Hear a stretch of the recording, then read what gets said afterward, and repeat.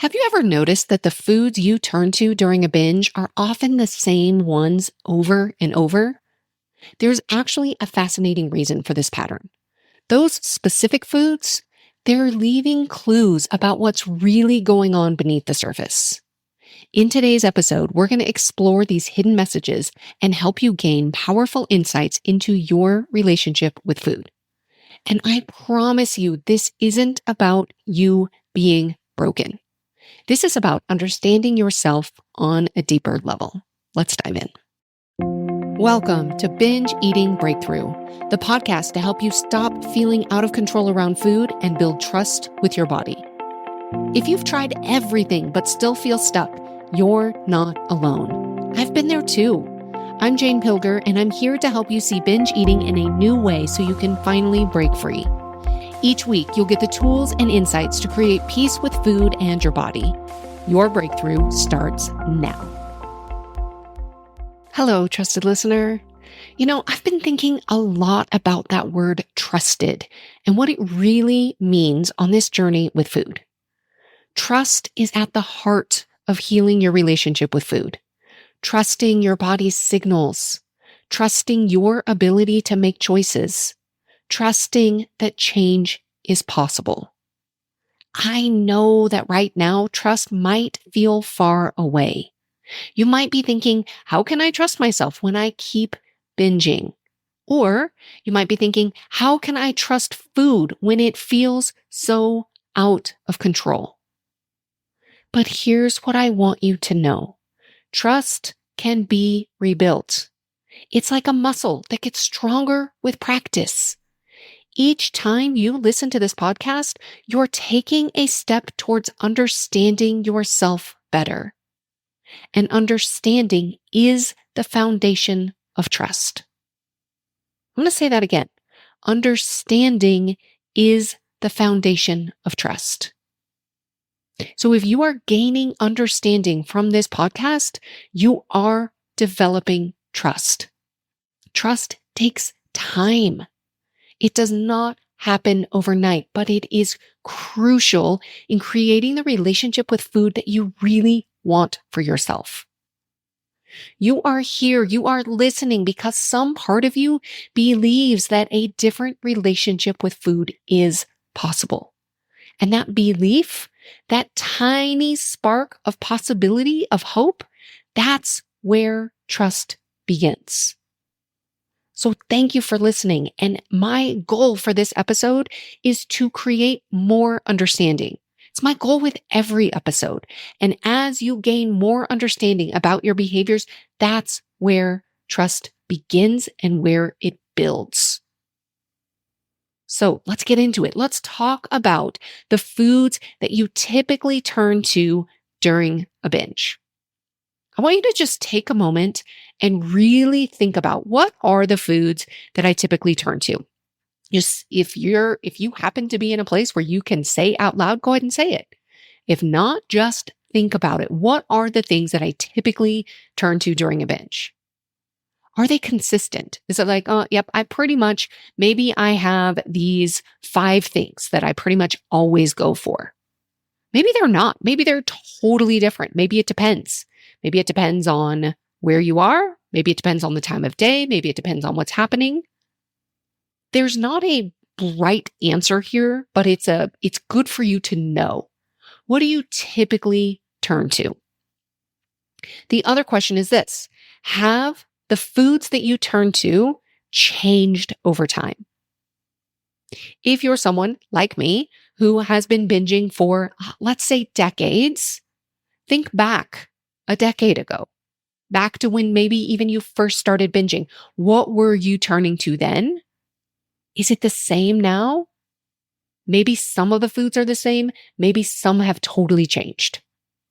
So I invite you to get curious about this. Knowing your own patterns, knowing what you turn to, if there have been changes over time, will be really helpful for you to gain this understanding that we're going for in this episode. So I'm going to tell you a little bit about my own history. So when I started, as I've shared before on the podcast, my very first binge was my first semester in college. And when I would binge in college, my go-to binge foods were macaroni and cheese. I would often go to the store and I would buy the box of I think it was Velveeta shells and cheese. And I would buy the box, I would make the whole box and eat that. I would eat ice cream, kind of half gallon type of at a time. Ice cream, cookies, usually not really baked goods, but more like boxes of Teddy Grahams, things like that. Those kind of were my go-to things in college. Sometimes I would go to the sandwich shop and get a really big sandwich and a bag of chips, but usually it was macaroni and cheese, ice cream, cookies. After I got married, it shifted. And most of my binges happened when I was in college. For the most part, I lived by myself. And so it was easy for me to binge, go buy things at the grocery store, bring them back and binge in my apartment. Now, after I got married, a lot of my binging happened in the car. So I would be driving around, binging, and I would stop for baked goods, lots of baked goods. Also ate ice cream, but I switched to, I needed to eat ice cream that I could eat in the car. So I was eating more ice cream sandwiches. And then sometimes I would get peanut butter crackers, like at the convenience store, and candy. M&Ms, peanut M&Ms were definitely a favorite. I would kind of buy some of those candies and eat, or the peanut butter crackers, and I would eat them on the way to, say, the bakery to get more baked goods. So those were kind of some of the things that I would eat when I drove around. Now at home, at the times when I would binge at home, it was cereal. My husband has always loved cereal for breakfast, and I would binge on his cereal a lot. I cannot tell you how many boxes and bags of cereal and specifically granola that I have eaten over the years. What's interesting is when I look back at the foods that I would binge on, I rarely turned to fast food or to chips. My pattern was definitely way more sweet than savory. So how about you? Have your binge foods changed over the years? Now, if they have, I want you to notice something. And this in of itself is profound. If your binge foods have changed, like think back, is there anything that you used to binge on that you just don't really binge on anymore? If so, this is proof that you can change your patterns around food.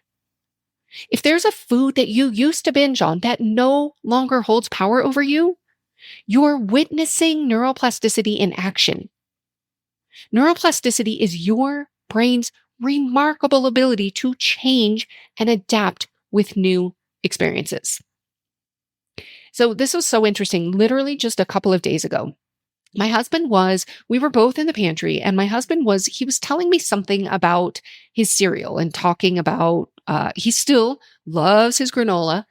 And he mentioned something about it. And I realized in that moment, I was like, wow, I have not thought about your cereal in so long. I used to know exactly what he had, exactly how much he had. I would know how much I could eat and without having to go replace it. I can't tell you how many times I would start to eat thinking, oh, I'm just going to have a little bit. And then I would end up finishing the entire bag. Then I would go buy more and replace it so that he wouldn't know that I had eaten all of it. Now, this was before I kind of made the promise to myself to not hide from him anymore. But I used to do that. I was so very much in tune with exactly what he had. And he often buys cereal and granola from Costco. So I was very into all of his cereal. And as we were talking about this weekend, I was like, wow, it's so interesting for me to reflect back and just think that cereal, that granola used to have so much power over me that I used to wish that he would just change his breakfast habits so that I wouldn't have to deal with that in the house. Now I'm like, wow, look at that. Look at that granola that's still in this house that I just don't even think about anymore. It's so fascinating. That is neuroplasticity in action. All right, now we're going to keep exploring, and I'm going to invite you to explore this next part like a scientist. Now, what do scientists do? Well, I'll tell you what they don't do. They don't judge their observations or label their findings as good or bad. Here's what they do. They simply collect data with curiosity. They look for patterns. They experiment with different approaches until they find what works. So that's what we're going to do here as we explore the clues that your binge foods might be leaving you. Okay, so think about the foods that you typically turn to. Are there any childhood connections? I'll share one of mine. Coffee cake. I have this very fond memory of eating coffee cake with my family on Sunday mornings. That feeling of warmth and connection. We would make Bisquick homemade coffee cake that had the cinnamon sugar kind of crumble stuff on top. When I really think about some of the foods that I would turn to, especially some of the baked goods, and I tell you what, cinnamon and sugar, I love that combination of cinnamon and sugar. It really brings me back to childhood. There have been so many times that I have binged on cinnamon, sugary, some sort of combination of something there. So for me, there is absolutely a childhood connection with that. So just ask the question for yourself. Is there a childhood connection? Now, there might have been foods that were restricted or forbidden when you were growing up. Now, this is important. It's important to really think about and just to become aware of, because those restrictions can create powerful emotional associations that persist into adulthood. So just get curious about the foods that you turn to now. Were any of these foods restricted or forbidden when you were growing up? Or are there other childhood connections? Now, it's also not just about what we eat.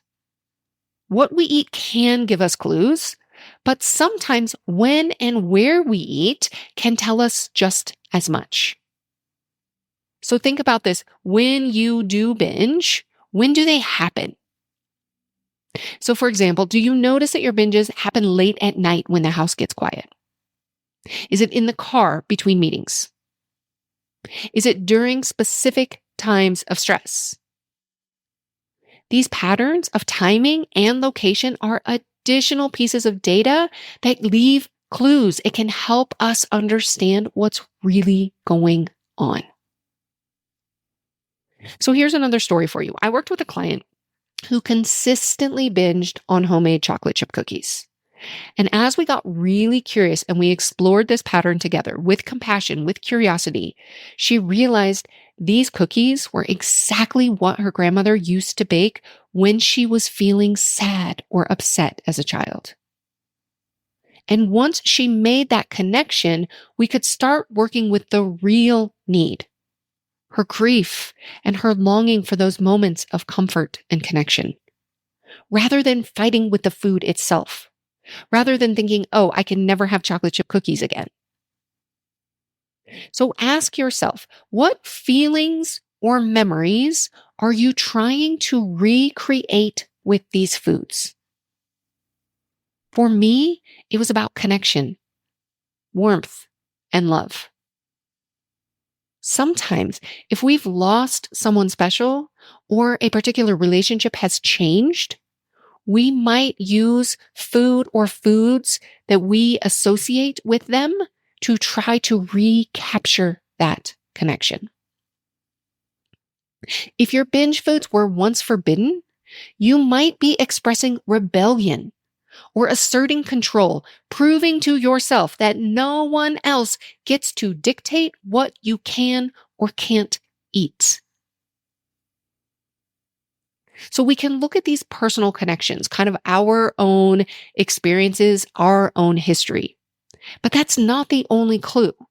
Beyond that, our personal experiences, sometimes the types of food themselves can offer clues about maybe some emotions about what else might be going on. So if you gravitate, kind of like me, towards baked goods, ice cream, or other like soft, sweet foods, this might signal a need for comfort, maybe even connection, maybe warmth, something like that. Comfort, connection, warmth. If you are gravitating more towards crunchy, crispy foods, that might indicate maybe some underlying anger or frustration. So I shared before, I typically don't go towards savory, but I can look back and see the times that I have gone for chips. Cause I have binged on plenty of chips. It just wasn't necessarily the thing of choice for me. But I can remember the times that I have gone for the chips. When I look back, it was often that I was feeling angry or frustrated. I can remember specifically one time, I don't even remember what I was upset about, but I remember being very upset or frustrated with my husband. And I can remember I was eating chips. I was binging on chips, thinking to myself, I'll show him, which I wasn't showing him anything. He wasn't even experiencing any of this. But it was like I was taking out my anger and my frustration with the chips because I couldn't express those feelings directly. I didn't have any place else to go with that anger or with that frustration. So you can look at the type of food that you are turning toward. Is that giving you a clue about the underlying need? So here's a really powerful question to ask yourself to get to this answer. What am I trying to get the food to do for me? This answer often reveals the emotional need underneath the binge. What am I trying to get this food to do for me? Now remember, awareness is always the first step. We can't change what we're not aware of. So this is why we just get curious. What is it about these foods that I typically turn to? Is there some association? Is there a memory? Is there a need underlying it? Is the time of day or where I'm binging, is that giving me clues? Once you start to understand these clues, whether they're connected with memories, emotions, or both, you can start to see the needs that you're trying to meet with food. Whether it's seeking connection, comfort, or a way to express difficult emotions, identifying these needs is crucial. Now, next week, we'll go into the next step, which is how to expand your capacity to meet these needs in other ways. We don't want to just identify what these clues are and then just leave, because if we're not meeting the needs, then we're likely going to keep turning to the food in that repetitive cycle that we've been doing for years or maybe even decades. So we'll continue to expand on this conversation next week. But I want to stay in awareness and curiosity for now. I want you to focus on awareness of what's happening, finding these clues. So I have 2 key questions for you to ask yourself when you notice yourself turning to these foods. Ask yourself, number 1, how does this make sense? Oh, it makes sense because I'm really stressed out. It makes sense because I have pretty much always done this when the house goes quiet and everybody goes to bed. Oh, this makes sense because I wasn't allowed to eat these foods when I was younger. And so now I'm trying to make sure that nobody else will tell me what to eat. Oh, it makes sense because I'm trying to recreate that sense of warmth and connection from my childhood. How does this make sense? Notice when we're making sense of something, we are not judging ourselves. We can't be in shame and judgment and in understanding at the same time. And how does this make sense is how we get to understanding. Remember when I said earlier at the beginning of this podcast episode that understanding is the start to building trust? If you are looking to build trust with yourself around food, we have to understand. So number 1, how does this make sense? This is how we develop understanding. And then number 2, what do I think this food is doing for me? This will give you your clues. I think this food is helping me feel better. I think this food is helping me not be so stressed out. I think this food is helping me disconnect from all the other craziness that's happening in my life. I think this food is helping me take out my frustration with my husband because I can't tell him how I really feel. What do I think this food is doing for me? These are your 2 questions that I want you to ask yourself that will start to develop your awareness and your understanding. And then next week, we're going to dive into now what? Now, what do we do?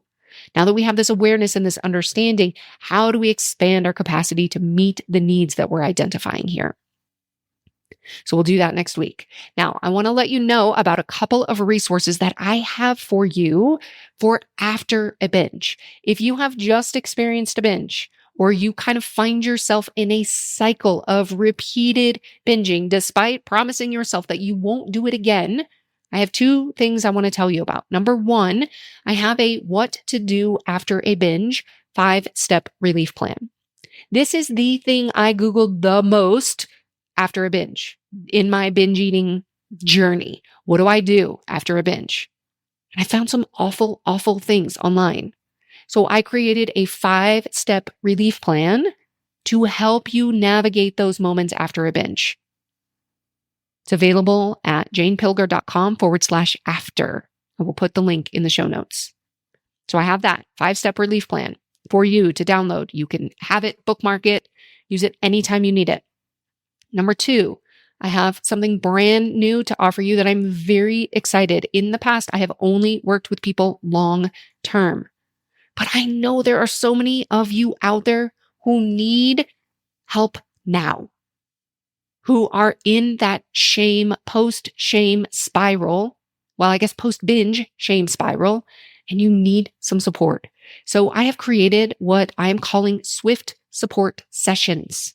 These are 2 targeted sessions designed for those moments after a binge to help you understand your triggers, to shift out of the shame spiral, and to create a focused plan for moving forward. So you can find the link to that Swift support session in the show notes. It's janepilger.com/support. Please don't try to navigate your post-binge moments alone.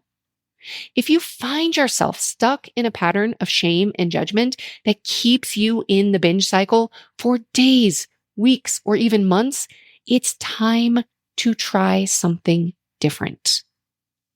Remember that neuroplasticity we talked about earlier? The way that you can change your brain? You can break this cycle. It starts in the moments after a binge. It's not just about preventing yourself from binging in the first place. That will come. But right now, the most important moment is after a binge. So I want you to download your relief plan today, do something different, and watch your experience transform. All right, until next week, be gentle with yourself as you explore these patterns and gather these clues for yourself. You are not broken. You are learning to understand yourself better. And as you understand yourself better, as you gain more insights, you get closer to the trust and the freedom with food that you crave. On your journey to creating peace and ease with food, you will have moments when you feel out of control. But remember, what you do next can make all the difference.